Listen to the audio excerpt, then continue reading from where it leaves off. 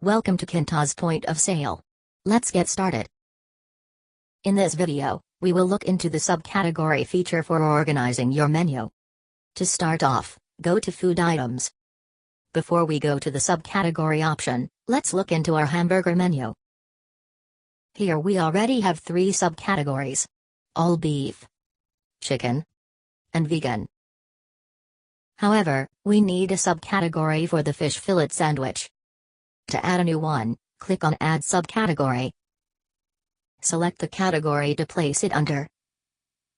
Then enter the subcategory name. The subcategory will now appear as one of the choices when adding a new food item. Now, let's update the filet-o-fish sandwich. Click on Edit.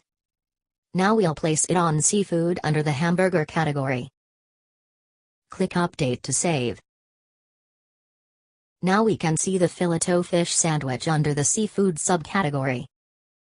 Let's go over to Sales Order to see how this affects the menu. As you can see, a similar view is available, letting the user organize the menu according to their desired customization. And that's a quick overview for the subcategory feature. Thank you for watching.